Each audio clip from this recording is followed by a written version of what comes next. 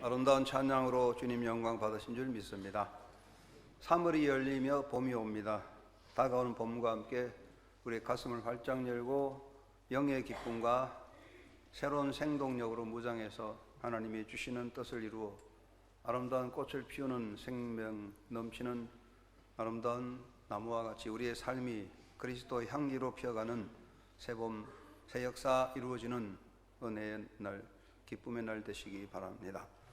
하나님의 현존 앞에서 영과 진리를 예배함으로 예배의 기쁨과 말씀의 은혜가 충만하시기 바랍니다. 옥스포드에 있는 거리 슈도 교회당의 주교로 봉직하였던 존 맥커리는 인간이 되신 하나님이라는 책을 썼는데 그 책에서 이렇게 말했습니다. 부활은 십자가를 무효화시키는 사건이 아니다. 왜냐하면 십자가를 통하지 않고서는 부활에 이르는 길이 없기 때문이다. 실로 부활은 십자가에서 탄생된 자유라고 말할 수 있을 것이다. 극복하시는 하나님은 세상에 오신 하나님과 이어지며 그 정점에서 함께 나누시고 세상에 오시고 가르쳐 주시고 고난을 당하시는 하나님과 일맥상통한다라고 말씀했습니다. 존 맥커리의 말은 십자가와 부활 사건의 관계를 잘 연결하여 설명하는 말씀이라고 여겨집니다. 부활의 영광은 십자가의 고난이라는 과정을 통과함으로 도달하게 되는 영광이며 승리를 의미합니다. 십자가의 고난을 극복하는 자에게 부활의 영광이 주어진다 하는 뜻이 되겠습니다. 사도 바울은 로마서 8장 17절에서 그와 함께 영광을 받기 위하여 고난도 함께 받아야 할 것이라고 가르쳐 주셨습니다. 우리가 이 땅에 사는 성도들이 십자가의 고난이라는 우리의 삶의 짐을 지고 감으로써 영광스러운 영광의 날을 누리게 된다는 것입니다. 이 세상에서 살아가는 기독교인은 장차 성도가 받을 영광과 승리를 위해서는 이 세상에 거하는 동안에 고난의 과정을 통과하지 않을 수 없습니다. 믿음으로 사는 성도는 이 세상에 거하는 삶에서 고난을 회피하고 고난을 비껴가도록 기도하고 고난 자체를 회피하는 사람의 삶이 아니라 고난이 있을지라도 그 고난을 받아들이고 고난을 믿음으로 극복하는 사람이 되어야 한다는 것입니다. 성도는 어떠한 고난에 직면할지라도 도우시는 성령의 능력으로 그 고난을 능히 이기고 극복할 수 있는 영의 사람이 되어야 합니다. 이 세상에서 고난을 통과함으로써 하나님의 나라를 향해 나아가는 성도의 삶은 고난의 과정을 극복하고 가나안 땅에 들어가게 된 히브리 군중들의 모습과 같은 상황에 있다고 하겠습니다. 그러므로 우리가 오늘 이 시간에 히브리 군중들이 어떻게 광야길을 극복했는가, 하나님은 왜 이들에게 광야의 길을 주셨는가 하는 것을 생각해야 할 것입니다. 지난 주간에는 광야 생활의 4대 요소를 말씀드리는데, 광야 생활을 할 때는 첫째는 회막 중심의 제사가 있었고, 둘째는 만나를 먹는 은혜와 감사의 생활이 있었고, 셋째는 십계명을 받아 법도를 따라가는 삶이었고, 네 번째는 법궤를 앞세우는 하나님 우선주의의 삶이었다. 이 말씀을 드렸는데, 우리가 신앙생활할 때 항상 예배의 우선 중심이 되고, 하나님의 은혜로 사는 만나로 사는 은혜에 대한 감사 생활이 되고, 일용할 양식에 감사하는 생활이 되고, 셋째는 하나님의 법도를 따라 법도를 굳게 세우는 생활이고, 그리고 하나님 우선의 생활이 되어야 신앙생활이 형통하게 되고 아름다운 열매가 온다. 그 말씀을 드렸는데, 오늘은 히브리 광야길, 히브리 백성이 출애굽을 하고 광야 40년을 통하여 가나안 땅을 얻게 되는데, 그 광야 고난의 의미는 무엇인가? 왜 하나님은 이스라엘 백성들에게 광야길을 주셨느냐 하는 생각을 해보게 되는데, 광야의 고난, 이것은 우리에게 어떤 의미를 주고 있습니까? 이스라엘 백성들에게 주어진 광야의 길, 40년의 광야는 큰 고통이었습니다. 생활 환경의 고통이었다고 말할 수 있습니다. 낮에 비치는 뜨거운 태양의 열과 밤에 몰아오는 어두움과 추위, 그리고 몰아붙이는 모래바람, 잠시 쉴만한 나무 숲도 없고 시원한 시냇물이 흐르는 냇가도 물론 없는 끝없는 황야의 벌판, 생활 환경에 극악한 생활 환경의 고통이 그들에게 있었습니다. 그들은 먹고 마시는 음식의 고통도 함께 가져야만 했습니다. 사막의 길에서 풍성한 떡에 싱싱한 과일과 시원한 생수를 구할 수는 없습니다. 그러므로 광야를 행군하는 사람들은 무엇보다 먹고 마실 음식으로 인하여 고통당하며 마실 물이 없어서 죽음을 당하기도 합니다. 히브리 군중들은 역시 광야길에서 싱싱한 과일과 고기와 마실 수 있는 신선한 생수를 구할 수 없었으므로 큰 고통을 당해야 했던 것입니다. 그리고 이들은 광야길에서 특별히 인간의 욕망, 탐욕이라는 것 때문에 많은 고통을 당합니다. 하나님께서는 이들에게 만나를 주셨는데 만나는 사람이 살아가는 모든 양식과 또 에너지로서 부족함이 없는 것입니다. 그러나 그들이 만나로 만족할 수 없었던 것은 인간이 가지고 있는 탐욕, 식욕의 문제입니다. 그들은 만나를 먹었지만은 광야에서도 풍성한 음식, 식탁을 생각하게 되었습니다. 신선한 야채, 맛있는 과일, 그리고 입으로 씹을 수 있는 고기를 생각하고 그것 때문에 그들은 고통당하고 그것을 먹지 못함으로 인하여 원망하고 불평하게 되는 것이었습니다. 여기에다가 외적인 침략이 또한 있었습니다. 광야길 자체가 고통이고 광야길은 가만히 있어도 힘들고 어려운데 외체적인 침략이 온다면 더 어려울 것입니다. 특별히 아말렉의 족속의 침략은 광야길을 가는 히브리에게 어마어마한 고통이 되었습니다. 행군 자체의 고통이 있는데 거기다가 외부의 침략, 외세의 침략이 있다면 그 광야길은 정말 죽음보다 더 어려운 힘든 역경이었던 것입니다. 히브리 군정들은 하나님의 크신 능력으로 애굽의 박해에서 억압에서 벗어나 자유를 얻었지만은 이들에게는 광야라고 하는 어마어마한 고난의 과정이 그들에게 놓여 있었습니다. 가나안 땅이라는 약속의 땅을 얻기까지는 이 광야의 고난의 길을 극복해야 하는 현실적인 과제였습니다. 이것은 또한 우리의 신앙생활도 마찬가지라고 생각합니다. 그러면 하나님께서 이 광야의 의미를 어떻게 담고 있습니까? 신명기 8장 2절에 보면 내 하나님 여호와께서 이 40년 동안에 너로 광야의 길을 걷게 하신 것을 기억하라 하고 말씀하시기 때문에 이 광야길은 인간의 실수나 우연이 된 것이 아니라 하나님의 섭리와 계획에 의해서 되어진 것이지요. 하나님께서 이스라엘 민족을 위해서 광야길을 예비해 놓았다는 것입니다. 그러므로 이 광야길은 결코 허송세월이 아니었고 그 속에 하나님의 뜻이 담겨 있었습니다. 그러면 왜 하나님은 이스라엘 민족을 광야의 40년의 고통을 그들에게 주시며 그 광야의 어려움을 이겨나게 했을까요? 성경적으로 보면 첫째는 이 광야는 연단, 훈련의 의미를 가지고 있습니다. 하나님은 광야길을 통해서 히브리 군중들을 연단하셔서 하나님의 백성 되게 하시는 것입니다. 애굽에 거주하던 히브리 사람들, 400년 동안 애굽에 거주하던 히브리 사람들은 이미 히브리 사람도 아니고 히브리 정신도 없고 그들은 하나의 노예 군종으로 전락했습니다. 서로 다투고 싸우고 단순히 입에 들어간 떡 하나 위해서 생명을 거는 그런 노예적인 근성에 사로잡혔습니다. 이러한 상태로서는 결코 가나안 땅에 들어가서 새 역사를 이룰 수 없습니다.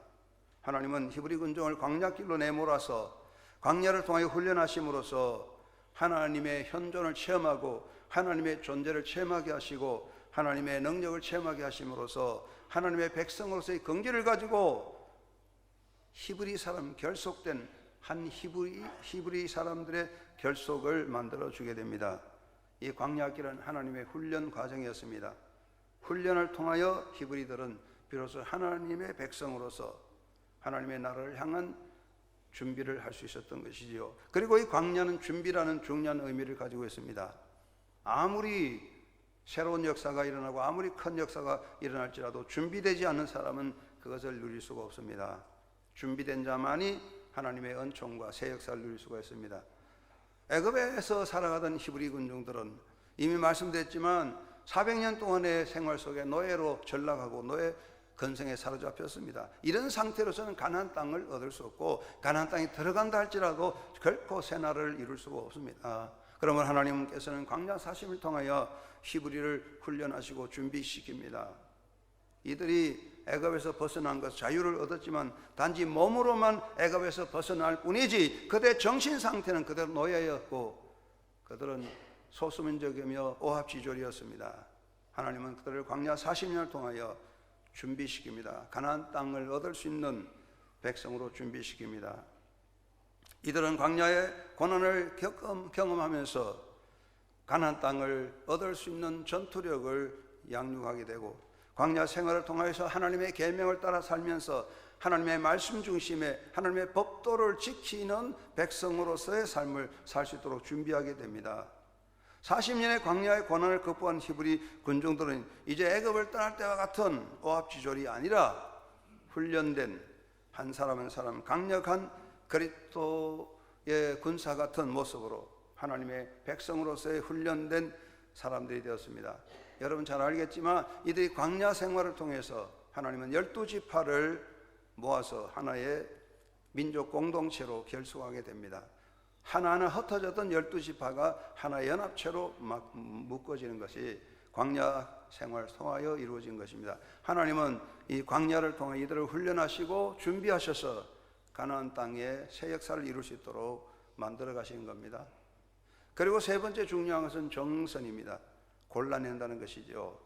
농부가 농사를 지으면 곡식 중에서 쭉정이와 알곡이 있는데 그 쭉정이 속에서 알곡을 골라내서 그 알곡으로 곡간에 들이게 하는 것이죠.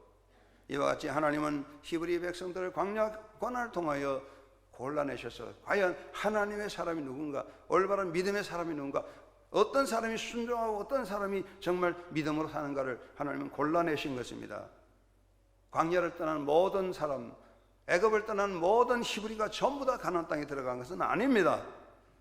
대부분의 사람들은 광야에서 원망과 불평과 불신앙과 우상숭배에 빠짐으로 광야길을 얻지 못하고, 광야길을 극복하지 못하고 광야에서 인생을 마치게 됩니다. 그 중에서 믿음의 사람들만이 결국은 가나안 땅을 얻게 됩니다. 하나님은 광야를 통한 고난을 통하여 믿는 사람, 정말 믿음의 사람, 순종의 사람을 골라내시는 것이죠. 알곡과 쭉정이를 골라내듯이 하나님께서는 고난의 길을 통하여 진실한 믿음의 사람들을 골라내고 계시는 것입니다. 이것은 오늘의 고난도 마찬가지라고 생각합니다. 우리가 이 세상의 고난을 통해서 하나님은 우리를 훈련하셔서 하나님의 백성이 되게 하고 우리 가운데 정말 알곡과 쭉정이가 어떤 것인지 믿음의 사람들을 바로 골라서 하늘나라 백성이 되게 하실 것입니다. 히브리 군중들이 걸어온 광야길, 40년의 광야길은 힘들고 어려웠습니다. 말로 설명할 수 없는, 정말 어떤 언어로 표현할 수 없는 고통들이 가득했습니다. 하나님은 그 고난을 통하여 이스라엘 민족을 훈련하고 준비하며 정선하셨는데, 그런데 여기에는 하나님의 엄청난 큰 목적이 있습니다. 광야길의 목적이 무엇입니까? 신명기 8장 16절을 이렇게 말합니다. 이는 다 너를 낮추시며 너를 시험하사 마침내 내게 복을 주려 하심이라. 이게 아주 아름다운 말이죠. 너를 낮추시며 너를 시험하사 마침내 내게 복을 주려 하심이라. 이게 광야의 목적이에요. 하나님은 광야를 통하여 고난의 길을 통해 이스라엘 민족을 훈련하고 준비하고 정선하셨는데 이 목적은 무엇입니까? 하나님은 이스라엘 백성을 아주 겸손하게 당신의 백성 삼으시고 또한 얼마나 하나님께 순종하고 얼마나 믿음을 지킨지 시험하셔서 알곡으로 골라내고 그래서 그 결과에 마침내 복을 주신다고 하셨어요. 이것이 광야 고난의 역사입니다. 광야의 고난은 어려운 일이지만 거기에 위대한 약속은 마침내 복을 주려 하심이라. 이것이 인생의 길과 마찬가지입니다. 성도 여러분, 우리는 이스라엘 민족이 광야길을 극복함으로 가나안의 위대한 역사를 이룬 것 같이 여러분의 삶에 주어지는 인생의 고난이 힘들고 어렵지만 그 고난을 통하여 하나님의 은혜를 체험하시고 하나님의 영광스러운 자리에서는 믿음의 승리자가 되기를 주의 이름으로 축원합니다. 하나님의 목적, 광야를 통한 고난을 통한 하나님의 3대 목적이 무엇입니까? 첫째는 하나님은 광야의 고난을 통하여 히브리 군종을 낮추시고자 하셨다고 그랬어요. 낮추는 것은 겸손입니다. 하나님은 겸손한 자에게 복을 주시고 교만한 자를 치신다고 했습니다. 하나님은 이스라엘 백성들을 사랑하셨습니다. 그래서 광야의 고난을 통하여 그들 하나님 앞에 겸손한 백성이 되게 하시는 것입니다. 모세는 그의 백성들을 향하여 말씀합니다. 내 하나님 여호와를 잊어버리게 되지 않도록 삼갈지어다. 내가 먹어서 배불리고 아름다운 집을 짓고 거하게 되며 또 내 우양이 번성하며 은검이 정식되어 내 소유가 다 풍성하게 될 때에 두렵건대 내 마음이 교만하여 내 하나님 여호와를 잊어버릴까 하노라. 사람은요 자기 배가 부르고 자기 마음대로 되고 멋이 풍성하면 교만하게 돼서 하나님의 은혜보다는 자기 힘으로 내 힘으로 다 된 것 같은 그런 오만에 빠질 수가 있습니다. 모세는 이스라엘 백성을 심히 걱정함으로써 가나안 땅을 얻게 되어 살아갈 때, 가나안 땅에 들어가서 새로운 역사를 이룰 때에 이 모든 것이 하나님의 은혜가 아니라 사람의 힘으로 된 것으로 착각하여 교만에 빠질까 심히 조심하라고 경고하고 있습니다. 인간이 스스로 교만하게 되면 모든 것이 자신의 힘과 능력으로 된 것으로 판단할 때 하나님의 은혜를 잊어버리고 결국 하나님을 떠나게 됩니다. 결국 교만은 패망의 선봉이요 멸망의 길이라고 말하고 있습니다. 이런 점에서 광야의 고난은 매우 중요한 것입니다. 하나님은 히브리 군중들로 하여금 고통스러운 광야의 길을 통과하게 함으로써 이 모든 것이 하나님의 은혜임을 깨닫고 하나님 앞에 겸비하게 서게 하여 주신 것입니다. 만약 애굽을 떠난 히브리 군중들이 아무런 고난의 과정도 없이 순순히 그냥 가나안 땅에 들어갔다면 아마 이들은 하나님의 은혜를 잊어버리고 자기들이 힘으로, 자기들의 노력으로, 자기들의 전략으로 가나안 땅을 얻었다고 착각하게 될 것입니다. 세상에서 가장 위험한 것은, 가장 우리에게 불행한 것은 하나님의 은혜를 망가하고 내 힘으로 되었다고 하는 자만에 빠지는 것입니다. 하나님은 히브리 백성들이 스스로 겸비하여 하나님 앞에 설 수 있도록 광야의 길을 통하여 그들을 연단하여 주셨습니다. 오늘 우리에게도 많은 시련과 아픔이 있습니다. 말할 수 없는 이유 없는 아픔들이 있지만 하나님은 그것을 통하여 우리를 겸손하게 하심을 생각하고 아픔이 있을 때, 고난이 있을 때, 실패가 있을 때 겸비한 백성이 되면 하나님은 그것을 통하여 더 큰 역사를 이루시는 것을 믿는 자가 되어야 하겠습니다. 두 번째 중요한 것은 광야의 고난을 통하여 히브리 군중들을 하나님은 시험하셨다는 것입니다. 이 시험은 유혹이 아니라 테스트를 한 것입니다. 하나님께서는 이스라엘 백성들을 광야의 고난을 통하여 그 아픔과 고난 속에서 이들이 얼마나 하나님께 순종하고 얼마나 그 명령을 따르는지 하나님은 시험해 보셨어요. 그렇습니다.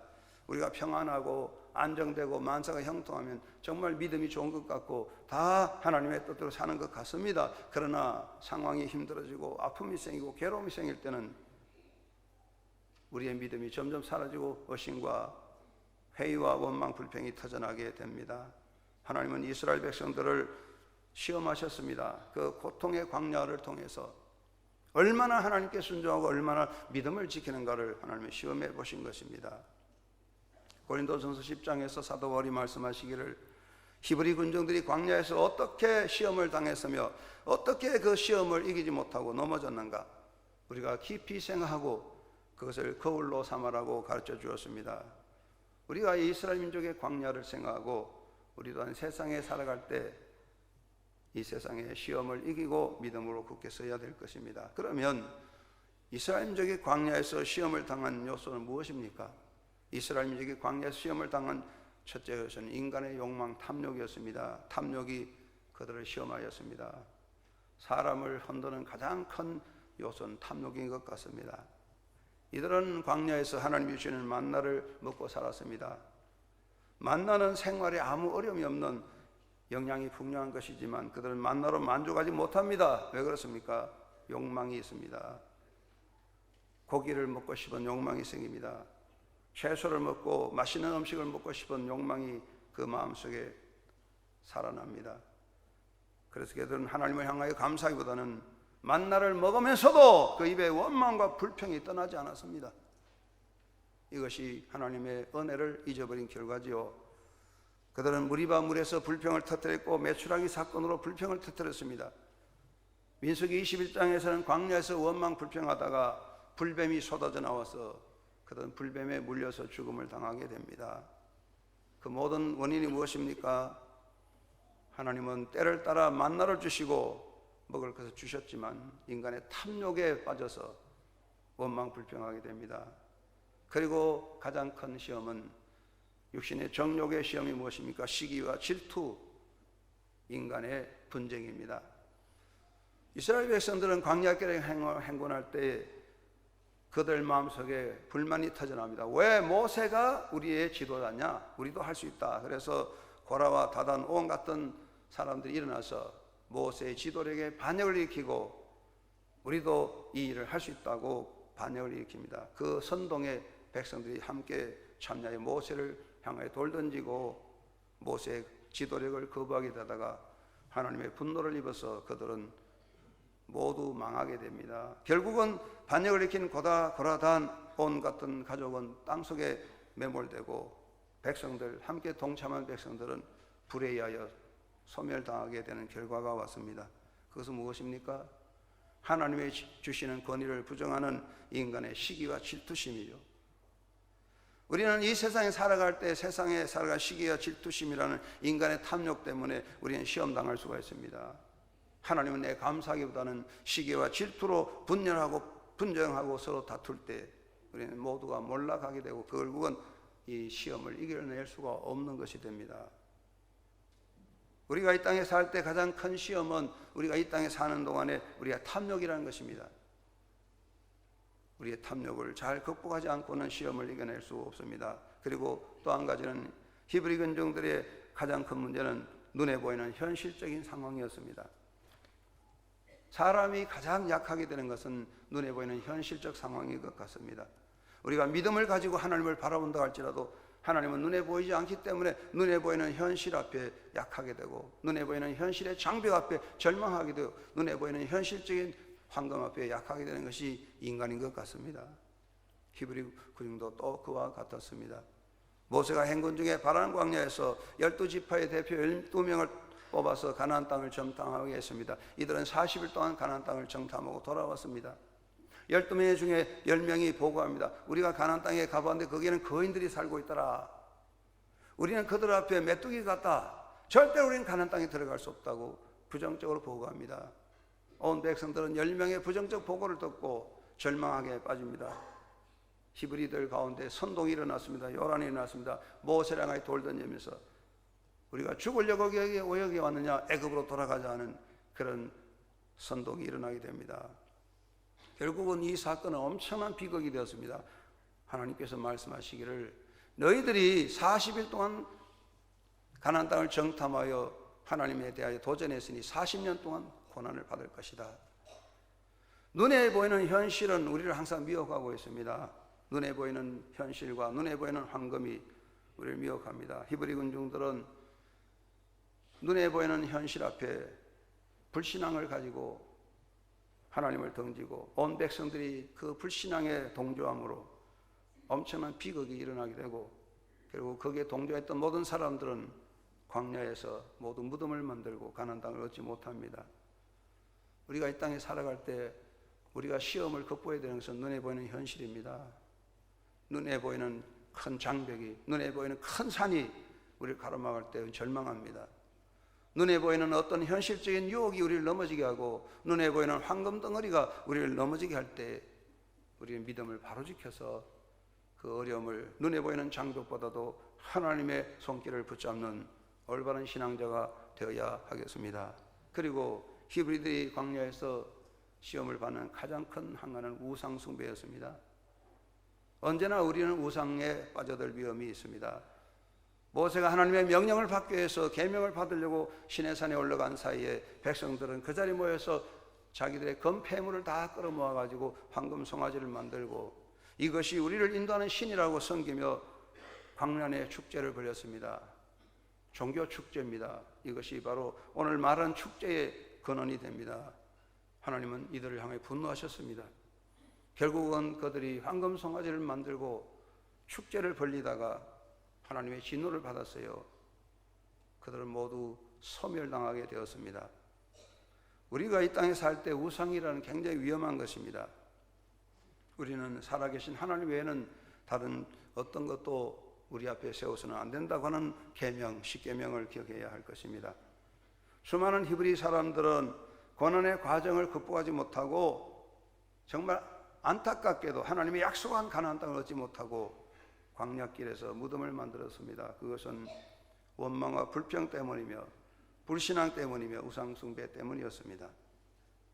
하나님께서는 그들에게 분명히 가나안 땅을 약속해 주었지만 40년의 광야 고난의 길이 그들을 가로막아 버려서 결국은 많은 사람들은 가나안 땅을 얻지 못하고 광야길에서 인생을 마쳤습니다. 하나님은 약속의 모든 복을 우리에게 주시지만 우리가 신앙생활에 혹시라도 원망, 불평, 불신앙으로 우상숭배에 빠질까 우리는 조심해야 된다는 요소를 말씀해 주고 있습니다. 그리고 또 한 가지 중요한 목적, 광야의 가장 중요한 목적은 무엇입니까? 마침내 복을 주신다는 것입니다. 이것은 위대한 약속입니다. 그 광야길이 아무리 힘들고 그 광야길이 고통스러운 길일지라도 하나님은 마지막에 마침내 복을 주신다. 할렐루야. 우리 인생의 길이 힘들거려도 마침내 복을 주시는 것이 하나님 뜻입니다. 오늘 본문은 말씀하십니다. 내가 너를 낮추고 내가 너를 시험하사 마침내 내게 복을 주려 하심이라. 하나님은 히브리를 고난 속에 광야길에 어려운 시련의 길에 내던졌지만 그 광야가 인생의 끝이 아니라 그 시련의 마지막에 마침내 네게 복을 주리라. 그들은 하나님의 약속대로 광야를 넘어 결국은 가나안 땅의 위대한 새 역사를 이루게 되었습니다. 사랑하는 성도 여러분, 우리가 오늘 이 땅에 살아갈 때 인생이 광야길까지 어렵고 힘들고 정말 남에게 말할 수 없는, 어떻게 설명할 수 없는 아픔들이 우리 삶 속에 함께 할지라도 그게 분명한 것은 마침내 복을 주시는 하나님의 은혜가 있습니다. 이 말씀은 위대한 것입니다. 마침내 내게 복을 주려 하심이라. 고난의 위대한 역사는 그 고난의 마지막에 하나님의 은혜가 임하는 마침내 복을 주시는 역사입니다. 이 하나님의 놀라운 약속을 믿으셔야 됩니다. 광야 고난의 위대한 목적은 고난의 마지막에 마침내 복을 주시는 것이 하나님의 목적이란 말이에요. 여러분의 삶 속의 목적이 무엇입니까? 인생의 고난의 길의 마지막에 마침내 복을 주시는 것이 하나님의 원대한 목적이라면 그 뜻을 깨닫고 고난을 이겨나가며 고난 속에서 주님을 바라보고 나아가는 믿음의 승리자가 되어야 할 줄로 믿습니다. 광야는 우리에게 힘든 것입니다. 광야의 고난을 통과해야 됩니다. 광야의 고난 없는 가나안 땅은 약속되지 않았습니다. 십자가를 짐으로 부활에 참여하듯 우리는 고난을 통하여 하나님이 원하시는 믿음의 사람, 정금 같은 믿음의 사람이 되고 담대한 그리스도의 군병이 되고 쭉정이가 아니라 알곡되어 하나님의 나라에 서임받을 수 있는 사람으로 되어지는 것이 광야의 고난을 통한 것입니다. 한영교회 성도 여러분 모두가 인생의 광야길을 극복하고 하나님 앞에 든든히 서는, 그래서 영광의 날을 이룰 수 있는 믿음의 성자가 되기를 주의 이름으로 축원합니다. 무엇보다 우리는 이 땅에 살 때 어떤 시험이든지 끝까지 극복하고 시험을 통과하는 성도가 되어야 하겠습니다. 아브라함은 하나님으로부터 오는 시험을 잘 통과함으로 그 약속을 받았습니다. 하나님은 아브라함에게 이삭을 바치라는 엄청난 시험을 했습니다. 아브라함은 믿음으로 그 시험을 받아들임으로 위대한 믿음의 조상이 되었어요. 우리가 많은 시험이 있을 때 그 시험을 이기는 자가 되어야 합니다. 우리가 시험을 통과하는 길은 무엇입니까? 원망과 불평에 빠지면 시험을 통과할 수 없습니다. 우리가 이 세상에 여러 가지 어려움을 당하고 힘들 때 우리가 마음속에 항상 원망과 불평이 터져나옵니다. 다른 사람에 대한 원망이 생기고 자기 자신의 원망이 생기고 하나님을 향하여 원망이 생깁니다. 나 자신에 대해서든지 다른 사람에 대해서든지 하나님에 대해서든지 우리 마음에 원망과 불평이 터져날 때에 하나님의 시험에 우리는 불합격될 수밖에 없습니다. 여러분, 우리 마음에 원망이 터지고 불평이 터질 때 원망 불평하다가 사막에서 무덤을 만든 이스라엘 백성을 생각하십시다. 그래서 여러분의 마음속에 일어난 원망과 불평을 잘 이기고 극복하고 성령의 능력으로 원망과 불평을 내 마음속에 지워버리고 하나님께 감사하고 찬양하는 변화된 존재가 되기를 간절히 바랍니다. 그리고 불신앙에 빠지면 시험을 통과할 수 없습니다. 무엇이 불신앙을 만듭니까? 눈에 보이는 현실입니다. 다시 말하지만 사람은 눈에 보이는 현실 앞에 약합니다. 눈에 보이는 큰 산이 우리를 가로막고 있을 때 우리는 낙심합니다. 눈에 보이는 장벽이 있으면 우리는 쉽게 무너집니다. 여러분, 눈에 보이는 현실 앞에 낙심해서는 안 됩니다. 큰 산아 내가 무엇이냐 평지가 되라고 말씀했지만은 우리가 그렇게 외치지만 큰 산이 가로막히면 우리는 그 산을 넘어가려는 생각보다는 먼저 절망하고 낙심하게 됩니다. 그것이 불신앙입니다. 우리가 우리의 마음에 불신앙이 생긴다면 그럴 때마다 하나님의 역사의 은혜를 망가하고 불신앙으로 낙심하다가 애굽으로 돌아가다가 외침으로 사막에서 무덤을 만든 히브리를 생각하십시다. 어떤 경우이든지 불신앙으로 가지 말고 큰 산에 장벽이 가로막힐지라도 믿음으로 도전하는 신앙자가 되시기를 간절히 바랍니다. 그리고 우상 숭배에 빠져서는 안 됩니다. 우상은 우리를 파멸시키는 것입니다. 무엇이 우상입니까? 이단 사이비 종교도 많지만은 가장 무서운 우상은 내 속에 있습니다. 나라고 하는 고집과 나라는 자기 욕심과 나라고 하는 아집과 나의 모든 욕망들이 우상이 됩니다. 나라는 우상에 가로막혀버리면 우리는 하나님의 은혜를 누릴 수 없습니다. 많은 사람들은 자기라는 우상에 가로막혀서 결국 죽음을 만드는 것이죠. 자기 자신을 우상화하지 말고 하나님 앞에 자기를 온전히 드려져서 사나 죽으나 주의 것입니다 고백하면서 주님을 따라간다면 오늘의 시련은 내일의 영광이 되고, 오늘의 아픔은 내일의 복이 되고, 오늘의 실패는 내일의 성공이 될 것입니다. 시험을 통과하는 사람이 되십시다. 시험에 낙심하여 떨어지지 말고 믿음으로 시험을 이기고 굳게 설 수 있는 예수 그리스도를 따라감으로 시험을 이기고 나아가는 승리자가 되기를 주의 이름으로 축원합니다. 그리고 낮춰져서 겸손해야 됩니다. 광야의 고난은 겸손을 주시는 것이었습니다. 모세가 말합니다. 두렵건대 네가 마음에 이르기를 내 능력과 내 손의 힘으로 내가 이 재물을 얻었다 할까 하노라. 내 하나님 여호와를 기억하라. 그가 내게 재물을 얻을 능력을 주셨느니라. 여러분, 혹시라도 우리가 교만하면 안 됩니다. 내가 무엇을 했다 생각하지 말고 하나님의 은혜를 생각하고 늘 하나님 앞에 설 때 하나님은 복을 주십니다. 하나님은 겸손한 자를 사랑하십니다. 교만한 자는 결코 하나님이 기뻐하지 않고 그를 넘어뜨리게 할 뿐입니다. 그렇기 때문에 우리는 항상 겸손해야 됩니다. 사도 바울은 육체의 가시가 그를 괴롭힐 때 하나님 앞에 그 가시를 제거해 달라고 했지만은 하나님은 바울에게 내 은혜가 네게 족하다고 하셨고, 바울은 깨달았습니다. 아, 그렇습니다. 하나님 육체의 가시를 통하여 나를 겸손하게 하시니 감사합니다. 여러분, 아픔이 있습니까? 고통이 있습니까? 그것은 하나님 여러분을 겸손하게 하신다는 걸 깨닫고 겸비하게 되십시오. 그 아픔을 통하여, 그 가시를 통하여 겸손하게 되십시오. 하나님은 그 가시가 영광의 나를로 바꾸어 줄 것입니다.